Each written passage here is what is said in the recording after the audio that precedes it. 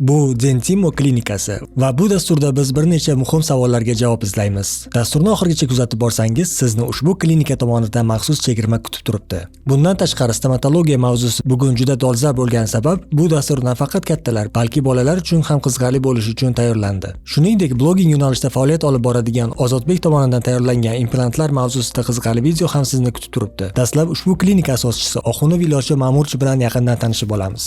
Eng qiziqarli jihat shundaki, ushbu klinika rahbari bugungi kunda ham o'z ustida to'xtamasdan ishlab kelmoqda. Ular muntazam ravishda xalqaro treninglar, seminarlar va malaka oshirish dasturlarida qatnashib, zamonaviy stomatologiya yo'nalishidagi eng so'nggi bilim va tajribalarni amaliyotga joriy etib kelishmoqda. 2017-18 yillardan boshlab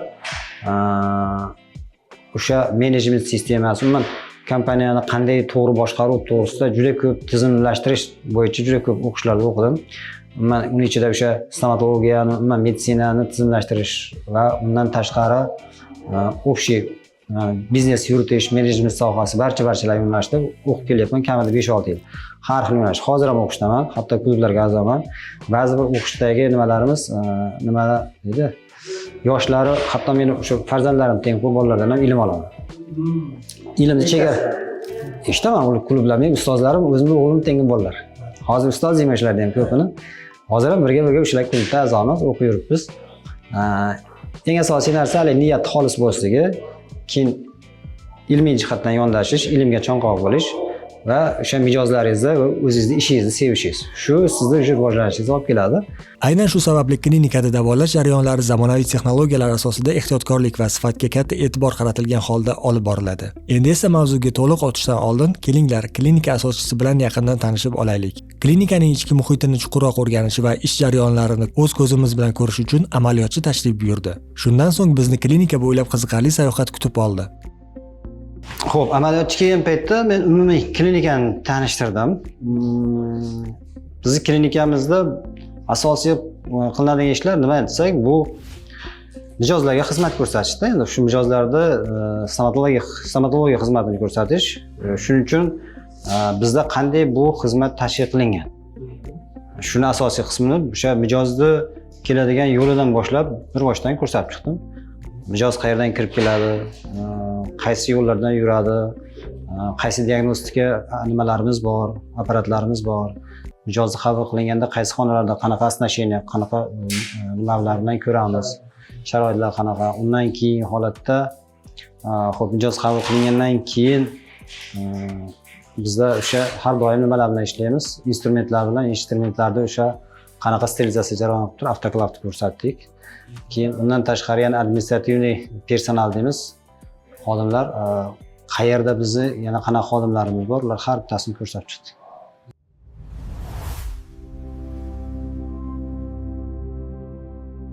Endi esa hammaga qiziq bo'lgan mavzuga o'tamiz. Stomatolog xonasida aynan qanday jihozlar bo'lishi kerakligini hozir birgalikda ko'rib chiqamiz. Kirganda birinchi o'rinda vrach o'tiradi. Vrach bilan assistent deymiz, o'sha yordamchisi bo'ladi. Har bitta vrachga bittadan assistent qo'yganmiz. O'sha assistent asosan vrach mijoz bilan ishlayotgan paytda to'liq tashqaridagi qismda yordam berish shug'ullanadi xullas. Hamma jarayonlar shu yordam beradi. Demak, kreslo bor. Kreslomuz demak bitta nimada ishlaymiz? Bosim orqali havoda ishlanadi. U markazlashgan alohida joydan keladi. Xo'p, undan keyin holat deydigan bo'lsak, biz kirgan paytimizda demak diagnostika qildik, bitta aniqladik. Stullarimiz bor. Hamma xonamizda o'sha kompyuter bilan jihozlangan. Kompyuterda bizda nima bor? Maxsus programma bor. Mijoz kirib kelayotgan paytda tashqarida har bittasi registratsiyadan o'tadi. Mijozni o'sha kasallik tarixi deymiz. O'sha necha yil oldin kelgan bo'lsa ham, mana biz 17-yil o'rnatganmiz programmani, o'sha barcha nimalar turadi. Mijoz soat nechida keldi, nima ish qildi, kimga kirdi, qaysi vrachda qanaqa ishlar qildi, hammasi shu joyda yozilgan. Shunday qilib stomatolog xonasidagi jihozlar bilan tanishdik. Endi esa eng qiziqarli qism, ularning narxlari haqida gaplashamiz. Endi ochig'i men bizda hozir bu narsaga endi kirib kelyapman, mana shunaqa savollar beryapti. Qaysi ma'nodaki, men vrach odamman-da. Stomatologiya klinikasini ochganlar ikki xil bo'ladi. Biznesmenlar ochgan bo'ladi va stomatologlar, mutaxassis vrachlar ochgan bo'ladi. Ular ishini sharoitini yaxshilash uchun harakat qiladi xolos. 50 mingga bormasa kerak. Chunki qilaman desangiz 50 minglik o'zi bitta ustanovkani o'zi 50 mingdan ortiqlari bor aslida-yu. Где-то mana shu 20 ming plyus minus aralida bo'lsa kerak. Ijtimoiy tarmoqlarda ko'p beriladigan savollar orasida bitta qiziq izohga duch keldik. Bir bemor tishini davolashdan oldin aytilgan narx keyinchalik qimmatlashganini yozib qoldirgan. Bu holat nega yuz bergan? Hozir shu savolga aniq javob topamiz. Endi savolingiz o'zi aslida o'rinli, lekin uni qanday tushuntirsam bo'ladi? Mana bizda shunaqa narsa borki, siz xohlagan narsani bitta oddiy misol keltiraman. Sizga ukol qilishni boshlayapman men. Chunki 100% uni oldindan aytish qiyin-da. Mana qarang, siz davolashni boshladim, tishingizni davolayapman.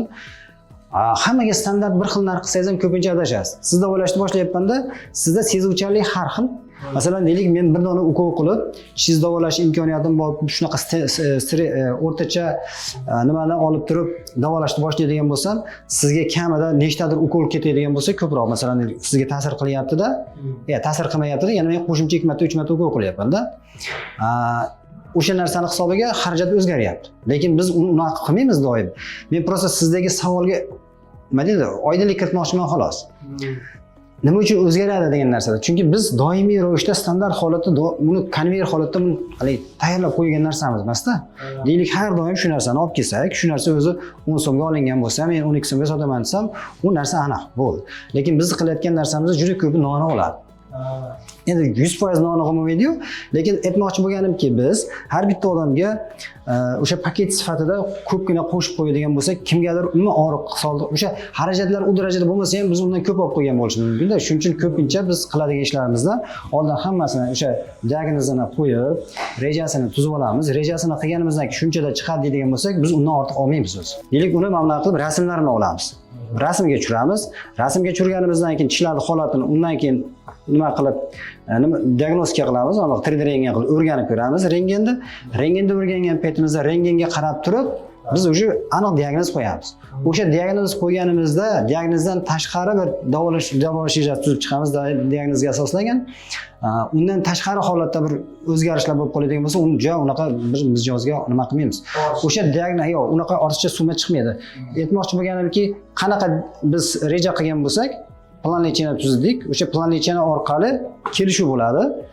Kelishuvga asosan keyin ish qilinadi. Yana bir muhim savol. Nega ko'pchilik odamlar tish shifokoriga faqat og'riq chidab bo'lmas darajaga yetgandagina, ya'ni oxirgi bosqichda kelishadi? Chuqurlashib ketsam balki kimgadir og'ir bo'tar.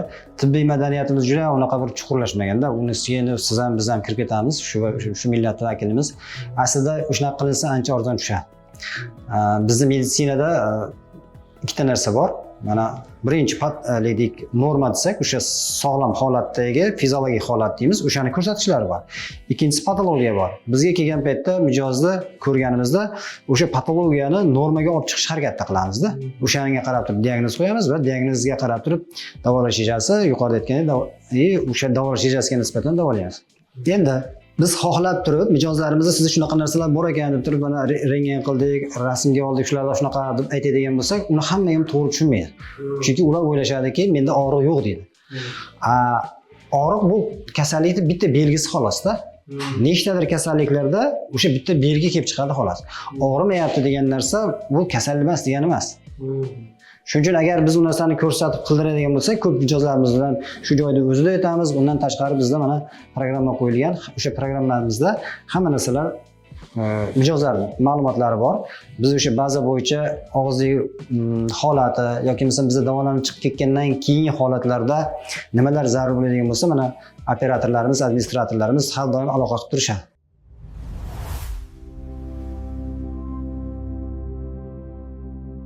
Xo'p, Muslimbek, bizga demak mijozimiz kelgan edi, o'shani keysini olib qo'ygandim, o'shani sizga bir qator tushuntirib beraman. Bu yerda bu opamizga demak tishlaridagi muammo bo'yicha shikoyat qilib kelgan. Tishlarning holatini tekshirib ko'rdik, vizualni ko'rdik. Endi qo'shimcha bizda o'sha fotoprotokol deymiz, fotoprotokol qo'yamiz. Mana rasmlari bor. Bu demak rasmga olingan holatlarimiz. Bu rentgendagi 3D rentgendagi holatni ko'rishimiz. Bu yerda ko'rganingizda bu joyda mana ko'ryapmiz. Bu tishlari o'sha yaramaydigan holatga kelgan. Bizda 2 donagina normal ish qolyapti, lekin ular to'liq tish qatorini tiklashga xalaqit qilyapti. Bizda 8-inchimiz ham tashqarida turibdi. Ular bunga to'liq opaga tushuntirdik. Qanday qilsak to'laqonli chaynov funksiyasini tiklash mumkin. Xuddi shu holatda tushuntirganimizdan keyin qaror qildik. tishlarni olib, o'rniga implantat o'rnatib turib, o'sha implantlar orqali to'liq tish qatorini tiklash. Alonfo usulida. Mana bu o'sha demak plan deymiz, davolash rejasini tuzib chiqdik. Shu reja bo'yicha qilingan ishlar. O'sha qilganimizdan keyin darrov bu yerda biz qilishimiz kerak bo'lyapti. Vaqtinchalikka mijozimiz kamida bu implantlar bilan 3 oy yurish kerak bo'ladi. Shu 3 oyning ichida tishsiz yurmasligi uchun reja qildik. Nimani? Vaqtinchalikka konstruksiya qilishga. Keyingi etaplarda bor bu narsa. Mana demak, qolib oldik, yasashni boshladik. Bu o'sha vaqtinchalikka qaytib turaylik. Vaqtinchalikka qilingan nimamiz? Mana konstruksiyamiz o'sha 4 ta implant qo'ygan bo'lsak, 4 ta implantga shu vintlar orqali qatirib qo'yamiz. Keyingisida bu demak o'sha og'izda qo'yilgan holat. Bu bir haftaga borib bormasdan tayyorlangan konstruksiya. Shuning uchun mana operatsiya bo'lingan joylar hali to'liq bitib ketgan yo'q, ko'rinib turibdi. Bu undan keyingi holat, mana birinchi og'izdagi holat, rentgendagi holat va og'izga ham o'sha implant qo'yilgandan keyin vaqtinchalik konstruksiya qo'yilgan holat. Hop, bu demak 3 oy o'tdi. 3 oy o'tgandan keyin biz o'sha qolib oldik. Konstruksiyani yasashni boshladik. Keyingi etaplari mana o'sha to'liq 4 ta implant ustida balka usulida demak konstruksiya tayyorlanyapti. Bu demak primerka etaplari o'lchab ko'ryapmiz. Bu mana texnik jarayon tayyorlanish etaplari. Bu pastdan ko'rish va undan keyingi holatda o'sha og'izga taqilgan. Mana og'izga taqilgan holati ko'rib turibmiz. Mana bu o'sha og'izdagi mijozimizning holati. Bu endi bitirgan ishimiz. Xuddi shu tartibda hozir mijozlarimiz bor. Barchasini xuddi shunaqa tartibda diagnostika qilib olib boradigan bo'lsak, rejalashtirib ishimiz xudo xolasa yaxshi chiqadi. Shu narsalarni olib to'g'ri reja qilamiz. Doimiy ravishda mana shu narsalar bizga nima deydi? Reja orqali ishlashimiz bizning ishimizni sifatli chiqishiga olib keladi. Ko'rib turganingizdek klinika keng va xonalari ko'p. Endi esa asoschiga oddiy hayotiy misol orqali qiziqarli savol beramiz. Bir etik do'st ishni noldan boshlaydi va sekin-asta fabrikaga aylanadi. Ikkinchisi esa tayyor sarmoya bilan ish boshlaydi. Siz qaysi yo'lni tanlaysiz? Qiziq savol bo'ldi. Men birinchi kategoriyaga kiraman. Chunki menda alohida unaqa manba bo'lmagan, alohida bir qo'shimcha boylik yo qo'shimcha bir investitsiya bo'lmaganmiz. Endi kerakli paytda to'g'risi qarz olganmiz. O'sha boshdagi mana jihoz nimani binoni olgan paytimizda qarz ham olganmiz. Nisbatan nimalarimizni kamaytirib, xarajatlarimizni kamaytirib, buni keyin bir kunda yoki bir kunda emas, bir yilda qurmaganmiz. Kamida 4 yil, 5 yil olganimizdan keyin ham yana shu qurilishga ketgan. O'shanda ham keyin to'liq jihozlamagan holatda shu bir qismini ishga tushirgan. Birinchi ishga kirganimizda 15-yilda shu klinikada 6 ta kresloni qo'yganmiz. Undan keyingi yillarda qolgan 4 tasini qo'shganmiz. Mana shunaqa qilib sekin nima oladigan bo'lsak, o'sha davrga moslab turib, o'sha strategiya qilib turib, shu strategiyamiz orqali bitta qo'shish orqali rivojlanib kelamiz.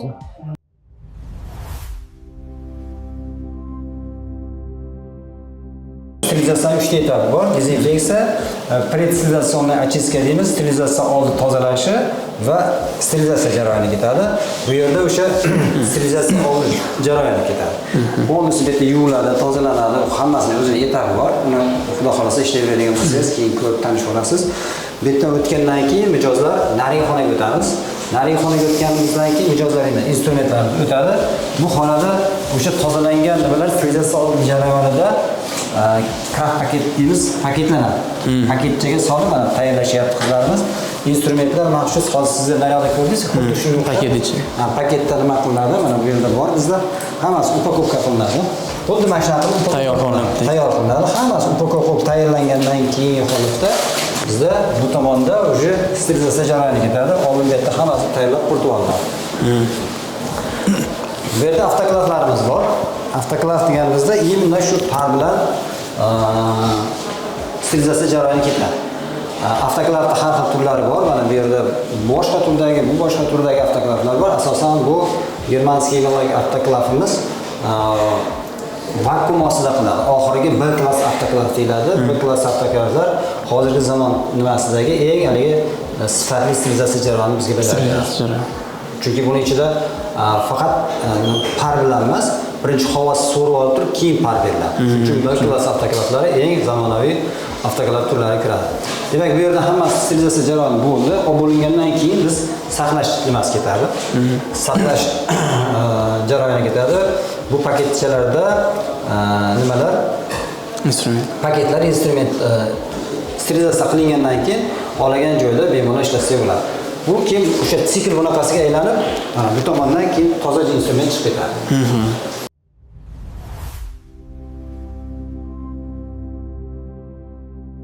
Mana ko'rib turibsiz, bu jihozlar juda qimmat. Shu sababli tabiiy savol tug'iladi. Bunday qimmat texnikalar uzoq yillar davomida samarali ishlay oladimi? Qarang, o'zi tibbiyotda yuqorida o'zingiz sanab o'tdingiz, ikki xil kategoriya bor deb turib, biznesmenlar ochadigan tibbiy maskanlar bor shunaqa mutaxassislarning o'zi. Bizning yo'nalishimizda hozir mana 3 xil formatda ishlanadi. Biz endi shunga sekin-sekin ajrab boryapti. Avtorskiy klinikalar deyiladi, keyin set o'sha tarmoqli klinikalar bo'ladi, ko'proq butikoviy formatdagilar deyiladi. Butikoviy deganda mana bizga o'xshagan nimalar ochadi, doktorlarning o'zi ochadi. Kamida 3 ta, 4 ta, 5 tagacha kreslo qo'yib, eng kamida bitta, ikkita bo'lishi mumkin. Ochib turib o'sha doimiy ravishda sarfan radio deymiz, o'zini mijozlarga xizmat ko'rsatib ishlaveradi. Shunaqalarning formati bizda ko'p. Endi O'zbekistonda halijon unaqa bir tarmoqli nimalar kelib chiqmadi. Aytmoqchi bo'lganim, biz birinchi formatga kirishimiz sababi biz o'zimiz o'sha tibbiy nimaga qiziqqanimiz. Lekin buni o'zini oqlab ketadi degan narsani qiladigan bo'lsak, biz o'sha biznesmen sifatida qarashimiz kerak. Biz u narsani bilmaymiz. Men juda ko'p balagi o'zim ustida ishlaganman, o'qigan joylarimda ham, agar siz o'sha yangi texnologiyadan foydalanmasangiz, rivojlanmaysiz. Texnologiya kundan kunga nima bo'laveradi, o'sib boraveradi. Men aniq hisoblab chiqmaganman to'g'risi savolingizga javobni, lekin men eshitganlarimdan, buni hisoblaganlardan bilganlarim, bu o'zini o'zi oqlashib ketish qiyin. Ozgina orttirdingizmi, demak yangilaverishingiz kerak. O'sha narsa sizni o'sishingizga sababchi bo'ladi xolos. U qanchalik to'g'risi men unaqa ekonomik hisob-kitob qilmaganman moliyaviy. Faqat topganimda, hal etganimdek o'zimni ozgina nimamdan kundalik hayotimdan ehtiyojimdan ortganini faqat o'ziga kiritib sarflaganman xolos. Shuni hisobiga o'syapti.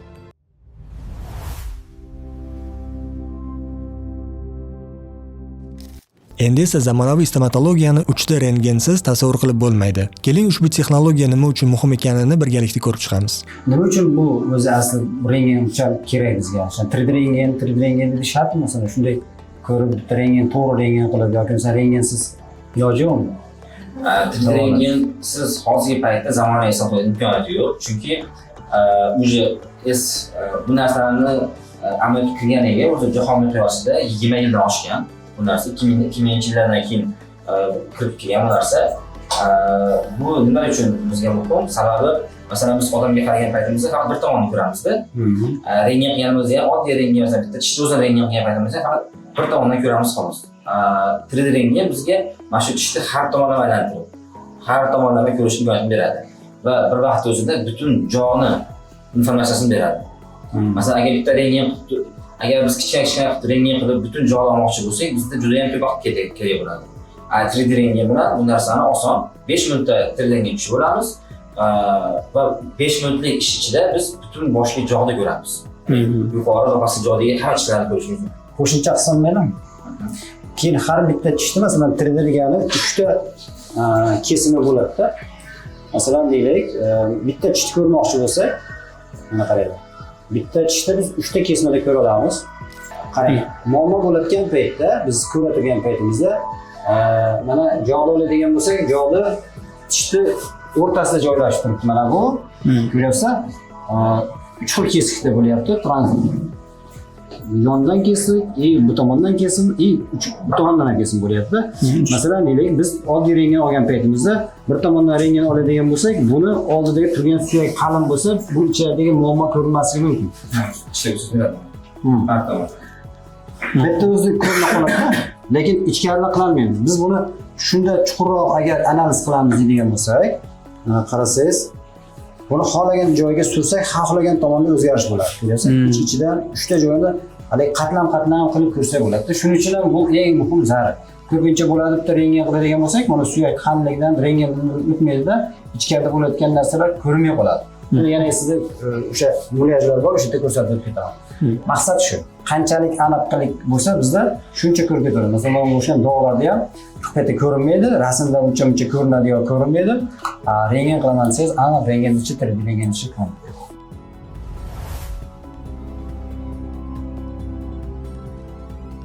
Endi navbat dasturimiz boshida aytib o'tganimizdek, blogging yo'nalishida qiziqadigan do'stlarimizdan stomatologiya mavzusida o'z tengdoshlariga qiziqarli bo'lgan kontent keldi. Ushbu kontentni bizga Ozodbek tayyorlab berdi va bu videoni klinika rahbari Ilyosjon Mamurovich baholab o'z fikrlarini bildiradilar. Assalomu alaykum.